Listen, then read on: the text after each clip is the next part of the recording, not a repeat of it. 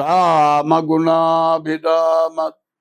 రఘురామ పరాక్రమ భీమ జానకీ రామ దురంత దుర్భర విరామ నిష్కామయటనుచు భక్తి మనసా గురుపాదములాశ్రయింపుమ ముదమున పారిజాత తరుమూలమునందు అతి సూక్ష్మ రూపుడై హృది రఘువీరునామమును ఎప్పుడు జపించుచు రామభక్తులను వదలక బ్రోచుచుండు గన్వైవాయుతనోదుని ధీతిరాజుని అదనుదలంటి భక్తి కుమతి గురుపాదములాశ్రయం పుమా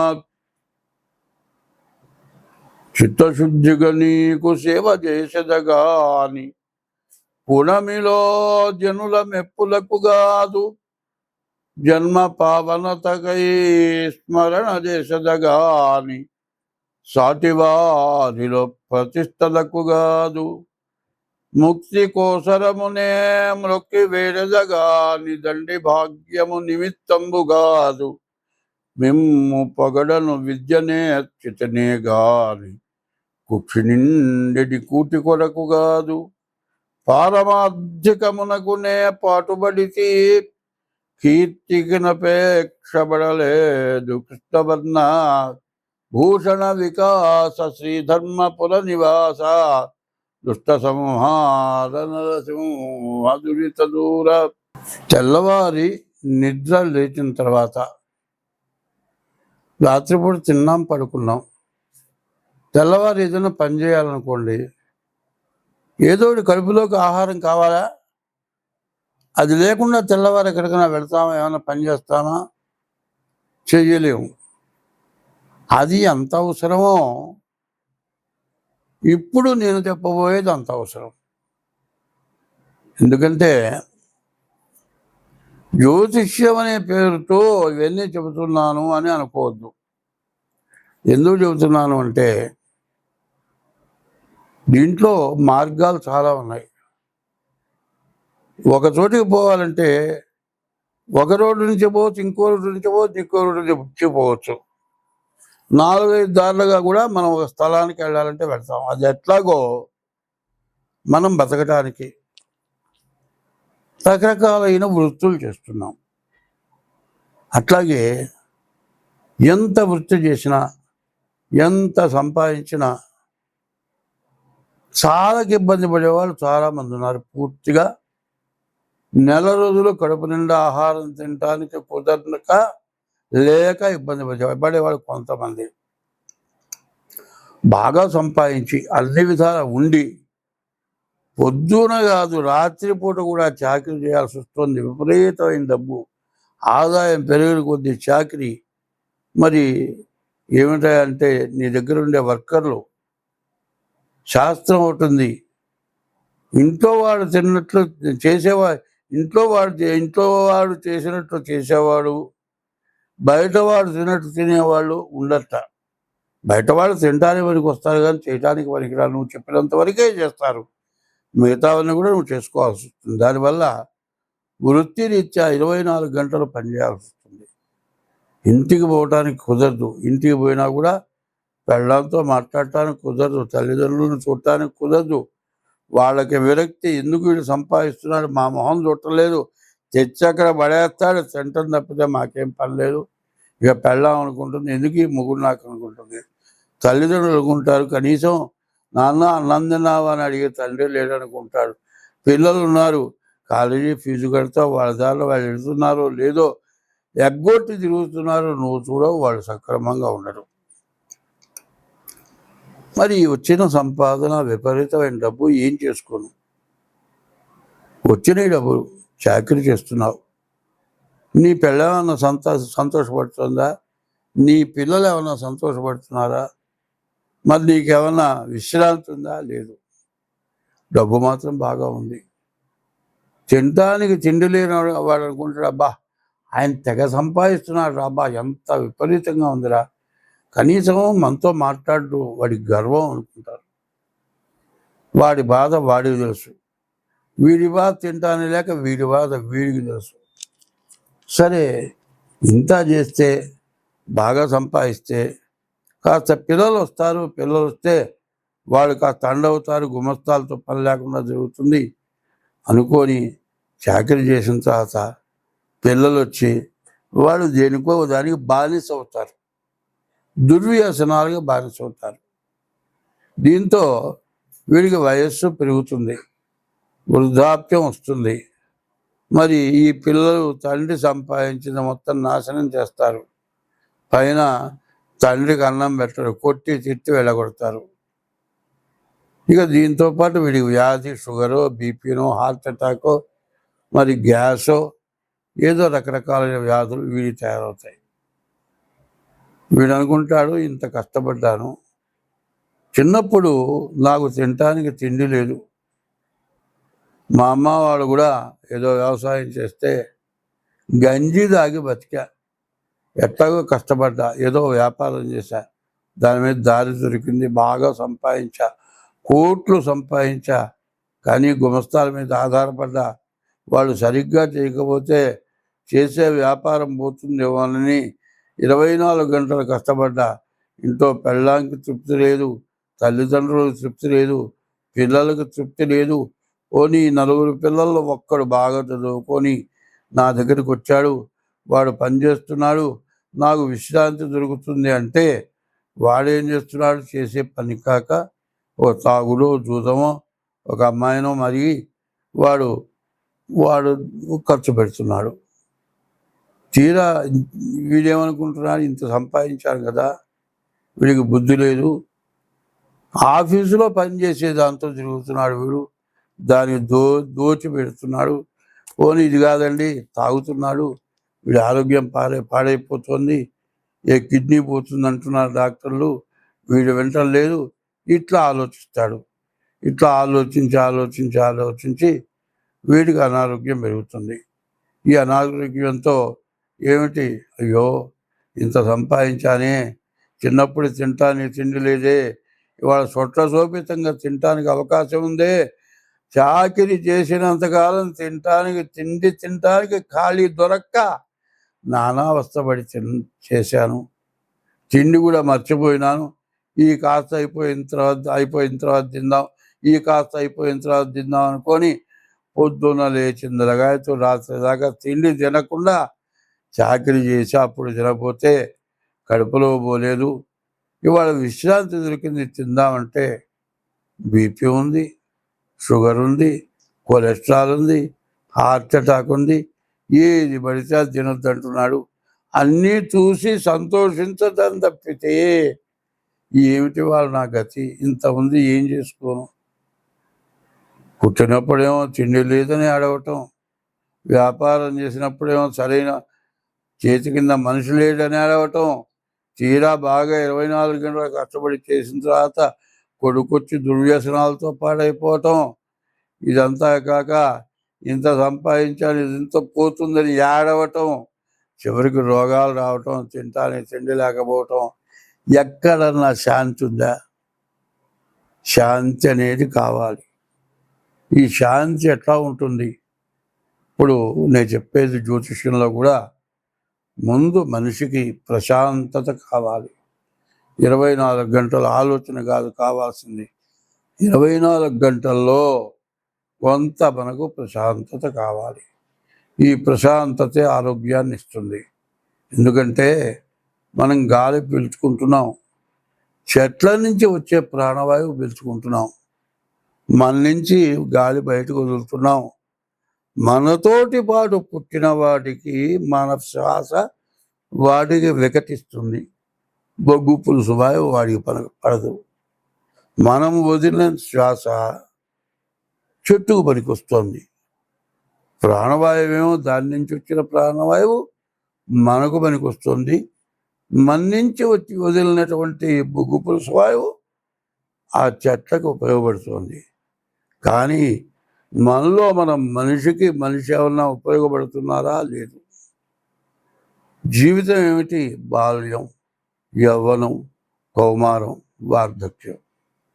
ఇంత జన్మ ఎత్తిన తర్వాత ఎప్పటికీ ఏ రోజుకి ప్రశాంతత, మనస్సుకు తృప్తి, ఆనందం కలుగుతుందా? లేదు. లేక మా బోటి వాళ్ళు జ్యోతిష్యం అడుగుతున్నారు. జ్యోతిష్యం చెబుతున్నా, జ్యోతిష్యం డబ్బుల కోసం చెప్పేటట్లయితే రెండో ఇట్లాంటి విషయాలు ఏమీ చెప్పవలసిన అవసరం నాకు లేదు. నాకు డబ్బులే ముఖ్యం అనుకుంటే డబ్బులు వచ్చే మార్గంగా జ్యోతిష్యం చెప్పచ్చు. జ్యోతిష్యంతో పాటు, జ్యోతిష్యం అనే పదానికి అర్థం ఏంటంటే చీకట్లో ఒక వెలుగు, అగ్గిపుల్ల వెలుగు ఉంటే కనపడి ముందుకు అడిగేస్తాం. అట్లా జరిగింది, జరుగుతున్నది, జరగబోయేది, మరి 3 కాలాలది చెప్పగలిగింది జ్యోతిష్యం. హస్త సాముద్రికం, హస్తం చేతులు రేఖలు ఉన్నాయి, మరి చేపలు ఉన్నాయి, గద్దలు ఉన్నాయి, సముద్రంలో ఉండే సర్పాలు ఉన్నాయి. ఇవన్నీ కూడా చేతి రేఖల్లో ఉంటున్నాయి. దీన్ని సముద్రంలో మనకు 84 లక్షల జీవరాశులు, భూమి లోపల 21 లక్షలు, భూమి పైన 21 లక్షలు, ఆకాశంలో 21 లక్షలు, సముద్రంలో 21 లక్షలు, మొత్తం 84 లక్షల జీవరాశులు. మరి సముద్రంలో ఉన్న 21 లక్షల జీవరాశులు భూమి లోపల, భూమి పైన, ఆకాశంలో, సముద్రంలో, ఈ 4 ఉండే జీవరాశులు సముద్రంలో ఉన్నాయి. ఇవి సముద్రంలో తిరుగుతున్నాయి. అయితే ఈ హస్త సాముద్రిక, చేతి ద్వారా చెప్పే జ్యోతిష్యం సాముద్రికం అన్నారు. సాముద్రికం అంటే సముద్రం యువతల ఒడ్డు నుంచుంటే అవతల ఒడ్డు కనపడదు. సముద్రమే కనపడదు కాదు, సముద్రం లోపల ఉండే జీవరాశులన్నీ కూడా మనం చూడలేదు, చూడబోము, కనపడవు. అన్ని రకాల జీవరాశులు మన కంటపట్టలే. అవన్నీ కూడా ఈ హస్త సాముద్రికలో ఇచ్చారు. మరి జ్యోతిష్యం అంటే అంతా చెప్పగలిగిన వాడు లేడు. అట్లాగే సాముద్రికం అంటే సముద్రంలో ఉన్నవన్నీ చూచి అట్లా చెప్పలేడో, ఈ సాముద్రికం ద్వారా కూడా అంతా చెప్పగలవాడు లేడు అని అనాలి. అంటే అంతా నాకు వచ్చు అనకూడదు. అంతా నాకు వచ్చు అనుకుంటే ఇక వాడు శాంతం ఎవరికి ఏమీ చెప్పలేడు. అటువంటివి బాధలు కలుగుతున్నాయి. ఇటువంటి వాటితో పాటు కొన్ని ముఖ్యమైనవి నేను చెబుతున్నా. అది ఏమిటో ఇప్పుడు ఒక్కసారి వివరిస్తా. ఇది నీవు పడే బాధల వరకే ఇప్పుడు చెప్పా. ఇక జరుగుతున్నవి చెబుతున్నా. ఆకాశం నుంచి సూర్యకిరణాలు వస్తున్నాయి. సూర్యకిరణాల ద్వారా భూమిలో ఉన్న నీరుని సూర్యకిరణాలు గుంజుకున్నాయి. ఎండాకాలం అయిపోయిన తర్వాత వర్షాకాలం వస్తుంది. ఆ నీరుని గుంజుకున్న నీరు మొత్తం భూమిలోకి వస్తుంది. ఈ భూమి ద్వారా పంట పండుతుంది. రెండు ముఖ్యమైనవి ఏమిటి? ఒకటి ఆకాశం, 2 భూమి. భూమి ఏమో భూదేవత తల్లి. తండ్రి ఎవరు? సూర్య భగవానుడు. ఈ సూర్య భగవానుడు ప్రపంచ దేశాల మొత్తంలో కూడా కనపడే సూర్య భగవానుడు ఒక్కడే. ప్రపంచ దేశాల మొత్తంలో కనపడేది భూమి ఒక్కటే. ఈ 2 ముఖ్యమైనవి. అయితే వీటి మధ్యలో జలం వస్తుంది. ఈ జలం అంటే నీరు. ఈ నీటి వల్ల మరి అమర్నాథ్, ఋషికేశ్, మరి హరిద్వార్, మరి అన్ని ప్రపంచం మొత్తం విపరీతమైన వరదల వల్ల చాలా బాధలు కలిగినాయి. అనేక రకాలైన సూక్ష్మజీవులు తయారైనాయి. రకరకాలైన వ్యాధులు వస్తున్నాయి. అందరం బాధలు పడుతున్నాం. మరి తింటే పర్వాలేదు, సంపాదించే డబ్బులు రోగాలకు పెట్టడం మొదలు పెడితే నీవు 10 సంవత్సరాలు కాదు 50 సంవత్సరాలు సంపాదించిన డబ్బు పెట్టినా రోగం తగ్గే లోపల డబ్బులు అయిపోతాయి. రోగం తగ్గుతుందో తెలియదు, తగ్గదో తెలియదు. ఇట్లాంటి సమస్యలతో మనం బాధపడుతూ ఉన్నాం. ఎందుకు బాధపడుతూ ఉన్నాం? మనం చేసిన పాపం వల్ల బాధపడుతున్నాం.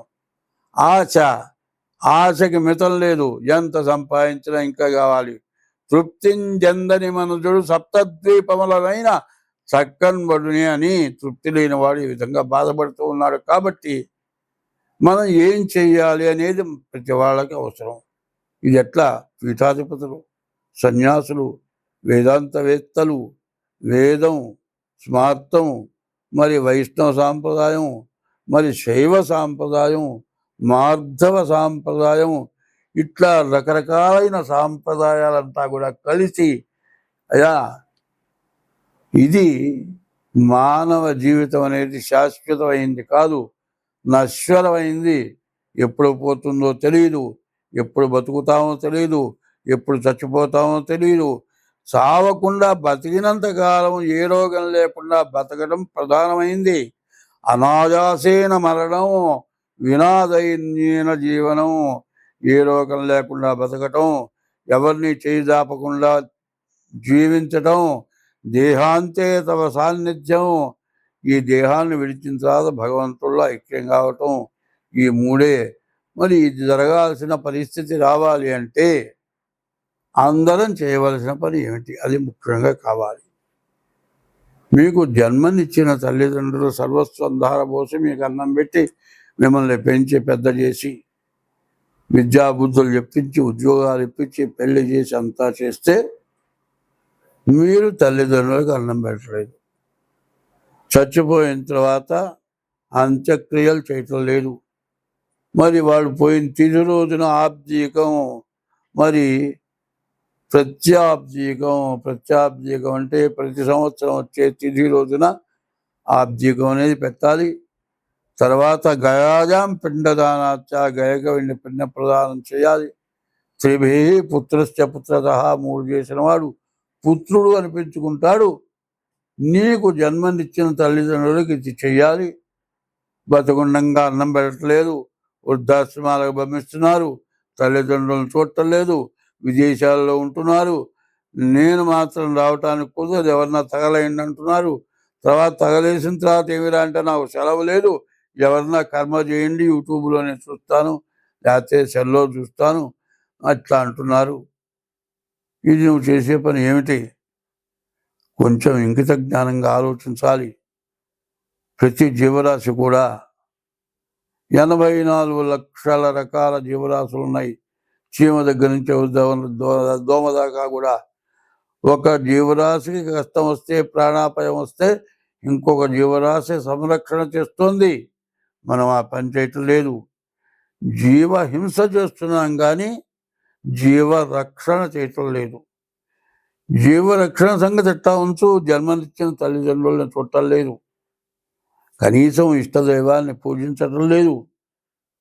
దీనివల్ల మనకు మహాపాపం చుట్టుకొని ఇట్లాంటి ప్రకృతి సిద్ధమైన ఇబ్బందులు, బాధలు కలుగుతున్నాయి. కాబట్టి ఇప్పుడు మనం ఏం చేయాలి? 24వ తారీఖు వరకు మహాళయ పక్షాలు. ఈ మహాళయ పక్షాల్లో పితృదేవతలకు తర్పణ చేయాలి.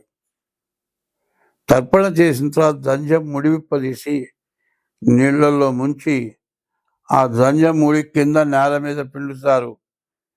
పిండేటప్పుడు ఒక శ్లోకం చెబుతారు. ఏకీచ, నేను చేస్తోంది అస్మత్కులే జాతా, నా కులంలో పుట్టిన వాళ్ళు, అపుత్రాహ, పుత్రులు లేని వాళ్ళు, గోత్రణో మృతాహ, గోత్రీకులు లేకుండా చచ్చిపోయిన వాళ్ళు, చే గృహంతో ఈ నీళ్లు భూమి మీద పడిన తర్వాత అటువంటి వాళ్ళందరికీ మోక్షం కలుగ్గాక అనుంది.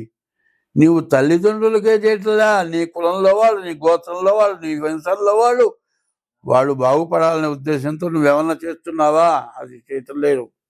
నీకు జన్మనిచ్చిన తల్లిదండ్రులకు అన్నం పెట్టలేదు, చచ్చిన తర్వాత వాళ్ళకి శ్రాద్ధ విధులు చేయటం లేదు, నీ ఇష్టదైవాన్ని పూజించడం లేదు. కనీసం 24 గంటలు తెల్లవారి నిద్ర లేచిన తర్వాత డబ్బు డబ్బు డబ్బు డబ్బు ఇదే ఆలోచనతో జీవితం గడుపుతున్నాం. చివరికి కనీసం రోజులో 24 గంటల్లో జీవితమున సగభాగంబు నిద్దురతే సరిపోవు. మిగిలిన ఆ సగభాగంబు చిత్తశుద్ధి లేకపోవు. అతి నిద్రాలోలుడు, తెలివిలేని మూర్ఖుడు, పరమార్థం కానలేక నిద్దురతో చెడతాడు. 24 గంటలు ఏదో కావాలి, కామం, కాంక్ష, కోరిక, డబ్బు కోరిక, పరస్త్రీ వ్యామోహం, మరి ఇట్లాంటి దురభ్యాసాలతోటి నాశనమైపోతూ దేశాన్ని నాశనం చేస్తున్నాం. కాబట్టి ముందు ఈ నెలలో పితృదేవతలకు పిండ ప్రదానం చేయండి. 2, రోజు నువ్వు పుట్టిన తర్వాత నీ తల్లి నీవు కనపడితే ఎక్కడికన్నా వెళితే వెతుక్కొచ్చన్న అన్నం పెడుతుంది. కాదు, నువ్వు ఇంటికి వస్తే నాన్న అన్నం తిందా అన్నం పెడుతుంది. అట్లా పెట్టేవాడు ఎవ్వరు లేరు తల్లి తప్పితే. ఈ తల్లి అన్నం పెట్టాలంటే మనకి ఇంట్లో అన్నీ కావాలి. అన్నీ ఉంటేనే ఆమె ఉండి అన్నం పెడుతుంది. ఏమి లేకపోతే ఆమె పెట్టలేదు. ఆమె అన్నం పెట్టడానికి కావాల్సినవన్నీ ఎక్కడి నుంచి వస్తున్నాయి? భూదేవత భూమిలో నుంచి వస్తుంది. నీరు దగ్గర నుంచి ఉప్పు దాకా సమస్తం మధ్యలో ఉండే వస్తువులు మొత్తం భూదేవత. ఆమె ప్రధానమైన తల్లి. నీకు జన్మనిచ్చిన తల్లి అయితే భూదేవత నీకు ప్రధానమైన తల్లి. ఆ తల్లిని పూజించటం లేదు. భూదేవతను పూజించాలి. విష్ణుమూర్తి యొక్క భార్య భూదేవత. మరి ఈశ్వరుడు యొక్క భార్య గంగ. ఆయన శిరస్సున గంగ ఉంది. విష్ణుమూర్తి యొక్క భార్య భూదేవత. ఇద్దరిని పూజించక మనం అన్నిందాలా భ్రష్టపడుతున్నాం. కాబట్టి 24వ తారీఖు వరకు కూడా, అమావాస్య వరకు 23 వరకు మహాళయ పక్షాలు పితృదేవతల పితృశ్రాద్ధాలు చేయాలి. 24 నుంచి మరి సెప్టెంబర్ 24 నుంచి అక్టోబర్ 2వ తారీఖు వరకు కూడా దసరా నవరాత్రి ఉత్సవాలు. అమ్మవారు మరి దుర్గుణాలను పోగొట్టేది దుర్గా. ఆ అమ్మవారి పూజ చేయాలి. ఇట్లా చేస్తేనే ప్రతి ఒక్కరూ కూడా అమ్మవారిని పూజించాలి. అట్లా పూజించని పక్షంలో మనకి రేపు పుట్టగతులు లేవు. రేపు రాను రాను మనం చేసిన పాపం అంతా పెరిగిపోతుంది. ఒక విత్తనం వేస్తే చిన్న మొక్క వృక్షమై, వృక్షం పెరిగి పూలు పూసి కాయలు కాసి పంట పండింది. అట్లాగే మన పాపం అట్లా పండిపోతుంది. ఆ పాపాన్ని పండినచ్చే మనం అంతా పాడైపోదామా, మనం అందరం బతికి బాగుందామా అనే ఆలోచన కావాలి. అంటే ఎప్పుడు కూడా గురువు దగ్గరికి పోయి ఉపదేశం కావటం, నా గురుమంత్రం తీసుకున్నాను, ఫలానా గురువు గారు నాకు గొప్ప గురువు గారు, ఇవన్నీ చెప్పటం కాదు.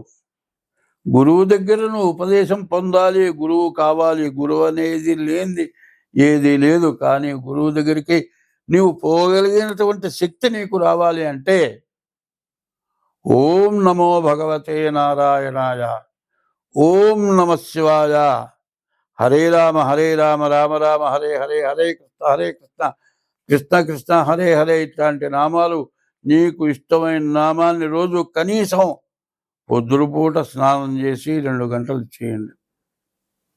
ఇప్పుడు చెప్పిన మహాలయ పక్షాల్లో పితృదేవతల తర్పణాలు పిండ ప్రదానాలు చేయండి. దసరా 10 రోజులు అమ్మవారి పూజ చేయండి.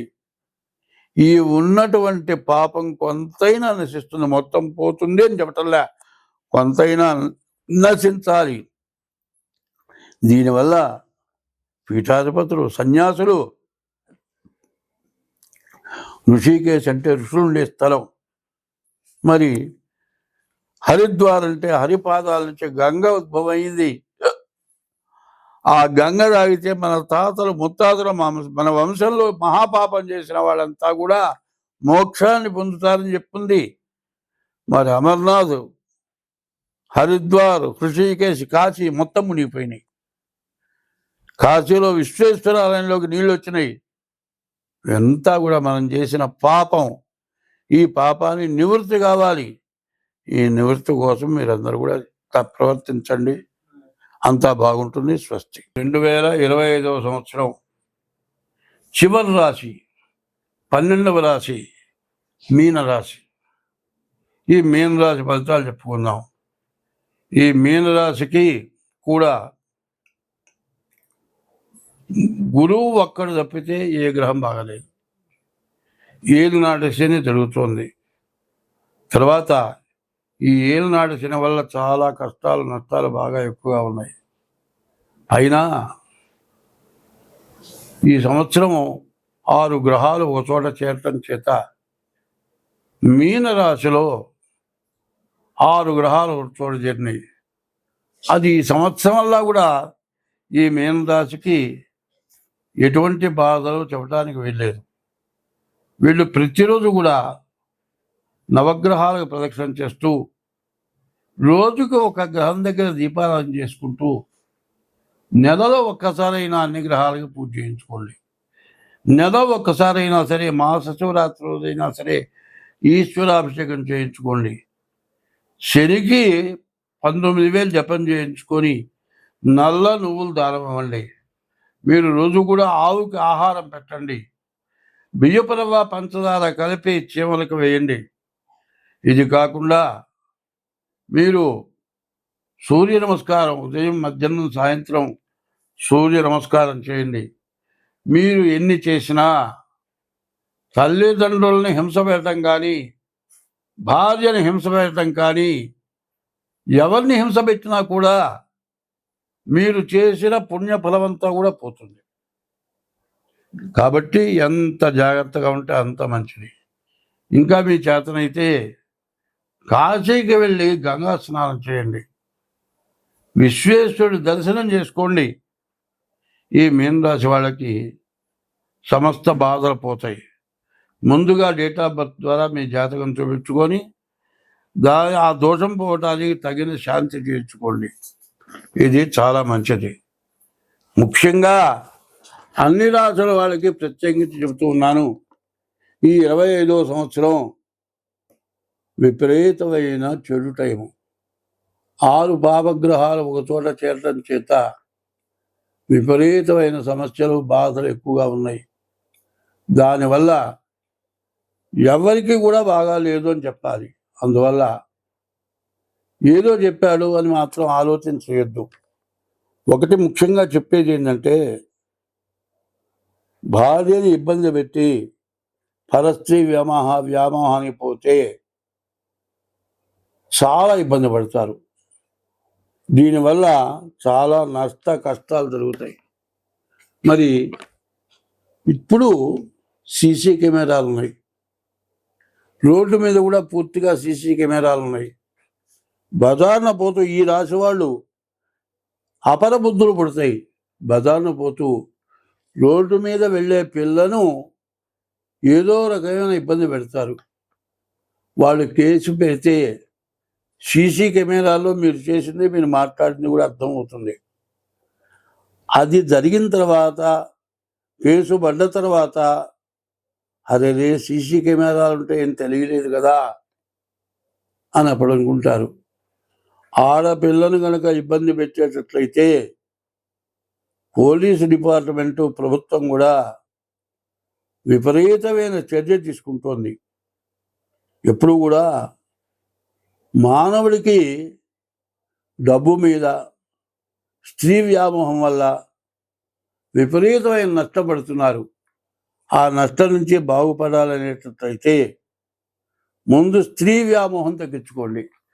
స్త్రీ వ్యామోహం అంటే పెళ్ళాంత వారు కదా, పరస్త్రీ వ్యామోహం తగ్గించుకోండి. పరస్త్రీ వ్యామోహం వల్ల కష్టాలు పెరుగుతాయి. అది చేతులారా చేసుకుంటే పాపం. ఎవరు చూడలేదు కదా అనుకుంటే సరిపోదు. ఎప్పుడు కూడా ఒక చిన్న రహస్యం చెబుతాను. ఒకళ్ళు తినే ఎంగిల్ని ఏమన్నా తింటావా? ఒకళ్ళు తిన్న ఎంగిల్ని తినాలంటే తింటావా? తినవుగా. అట్లాగే నీకు భార్య ఉండగా పరస్త్రీ తన భర్తతో ఉంటున్నది, నీవు ఆ మనిషి దగ్గర పోయినావంటే ఎంగిలి తిండి తిన్నట్లే. ఎంగిలి తినడానికంటే మహాపాపం. మరి ఆ ఎంగిలికి పాల్పడితే నీవు చేసిన పాపం వల్ల నీకు విపరీతమైన నష్టాలు కలుగుతాయి. కాబట్టి ఎప్పుడు కూడా పరస్త్రీ వ్యామోహం తప్పు. తర్వాత మరి కొంతమంది ఆడపిల్లలు 4 రకాలు ఉన్నారు. పద్మిని జాతి, శంకిని జాతి, చిత్తిని జాతి, ఇట్లా 4 రకాల స్త్రీలు ఉన్నారు. మరి నీచ స్త్రీలు మనిషిని ఎగ్గొలుపుతారు, బాగా హేళన చేస్తారు, నువ్వు పురుషుడువేనా అంటారు. అట్లా చేసినందువల్ల దాని జోలికి పోతే ఒక ధర్మశాస్త్రం చెప్తుంది, తల నుండి విషము పనికిని తలగా ఎందు పాముకు విషం ఉంది. తల నుండి విషము పనికిని వెలయంగా తోక నుండు స్త్రీ యొక్క యోని యందు విషం ఉంటుంది. తలతోక వెనుక నుండును మరి చేలుకి వెనక తొండ ఉంటుంది. తలతోక వెనుక నుండును కలునకు నిలువెల్ల విషము కదా సుమతి. కొంతమంది దుర్మార్గులకి మరి నీచ స్త్రీలు కానీ నీచ పురుషులకు కానీ నీచ స్వభావం ఏంటి అంటే, మగవాడికి పరస్త్రీ వ్యామోహం, ఆడదానికి పురుష వ్యామోహం కలిగిన వాళ్ళు ఉన్నారు. విపరీతమైన పురుష సాంగత్యం కానీ విపరీతమైన స్త్రీ సాంగత్యం కానీ ఎవరైతే చేస్తారో దానివల్ల వచ్చిన రోగాలు తెలుసు. ఎయిడ్స్ అనేటువంటి వ్యాధి వచ్చింది. ఆ వ్యాధి వచ్చేంత వరకు ఇష్టం వచ్చినట్లుగా తిరిగి ఆ వ్యాధి వచ్చిన తర్వాత తగ్గగా బాధపడ్డ వాళ్ళు చాలామంది ఉన్నారు. కాబట్టి అట్లాంటి బాధల నుంచి బయటపడాలా. కాబట్టి ఇవాళ చదువుకుంటున్నారు, ఉద్యోగాలు చేస్తున్నారు, ఇంట్లో భార్య నీకు పనికి రాకుండా పోతుంది. ఆడవాడు మగవాడు ఉద్యోగాలు చేస్తున్నారు. ఆడ మనిషికి వ్యామోహం కలుగుతోంది, పురుషుడికి వ్యామోహం కలుగుతోంది. ఎప్పుడు కూడా మరి ఈ వ్యామోహం ఆయుర్దాయానికి నష్టం, ఆయుష్ తగ్గుతుందిట. ఎందుకంటే మరి 4 కాళ్ళ జంతువులు మనలాగా తిరగట్లా. మరి దాని సీజన్లోనే అవి కొలుస్తాయి. మరి ఇప్పుడు మాత్రం మన వాళ్ళు దొరికితే చాలు. మనం ఆహారం తింటాం కూడా మిగతా జాతులు ఆకలినప్పుడే తింటాయి. మనం కడుపు నిండా అన్నం తిన్న తర్వాత కూడా లడ్డేస్తానంటే తింటాం. నీకు భార్య ఉన్నా పిల్లలున్నా కూడా బాధ్యతలున్నా కూడా పరస్త్రీ రామంటే రాను అనేవాడు ఎవడు కనపడలే. దీనివల్ల ఎంత నష్టం జరుగుతుందో ఆలోచించట్లే. మరి ధనాశ, కామిన్యాశ ఇటువంటి ఆశలు మనుషుల్ని సర్వనాశనం చేస్తాయి. కాబట్టి పాపగ్రహాల యొక్క వీక్షణ వల్ల ఇటువంటి సమస్యలు ఎక్కువగా పెరుగుతూ ఉన్నాయి. కోర్టులో వివాహమైన తర్వాత దావాలు జరుగుతున్నాయి. మరి డైవర్స్ రావట్లే, విడాకులు రావట్లే, మళ్ళీ పెళ్ళి జరగట్లే, ఉద్యోగాలు పోతున్నాయి, బతుకు తెరువు పోతోంది. ఆడ మగ అనేటువంటి వాళ్ళలో తేడా రావటం వల్లే ఈ సమస్యలు ఎక్కువైపోయినాయి. కాబట్టి చివరికి తెలిసిన వాళ్ళు చాలామంది ఏమనుకుంటున్నారంటే పెళ్లి చేసుకోకుండా ఉంటేనే బాగుండును అనే పరిస్థితి కనబడుతుంది. మరి ఆడపిల్లలు తగ్గారు, మగపిల్లలు ఎక్కువైనారు. ఆడపిల్లల కోసం మగపిల్లలు ఎగబట్ట ఎక్కువైపోయింది. ఆడపిల్లల కోసం మగపిల్లలు ఎగబట్ట కొద్దీ ఆడపిల్లల్లో మరి మగవాడంటే లెక్కలేనితనం పెరిగిపోయింది. జరగటానికి కారకులు ఎవరంటే మగవాళ్ళే. మరి పెళ్లి కాకుండా ఉన్నవాళ్ళు చాలామంది ఉన్నారు, పెళ్లి కాకుండా బ్రహ్మచర్యంతో ఉన్నవాళ్ళు చాలామంది ఉన్నారు. కానీ ధర్మో రక్షత రక్షిత, మనిషి అయిన వాడు ధర్మం రక్షించాలి. ధర్మస్య జయోస్తు, ధర్మం ఎప్పుడూ జయిస్తుంది. అధర్మస్య నాశోస్తు, అధర్మం అన్యాయమైన పనుల వల్ల నాశనం జరుగుతుంది. ప్రాణిషు సద్భావనాస్తు, అన్ని ప్రాణులు బాగుండాలని కోరుకుంటే విశ్వస్య కళ్యాణమస్తు, విశ్వం ఎప్పుడు కూడా సుభిక్షంగా ఉంటుంది. కాబట్టి ఇది తప్పు అని తెలిసిన పని ఎవరు కూడా చేయకుండా మానుకుంటే అందరం బాగుంటాం. స్వస్తి.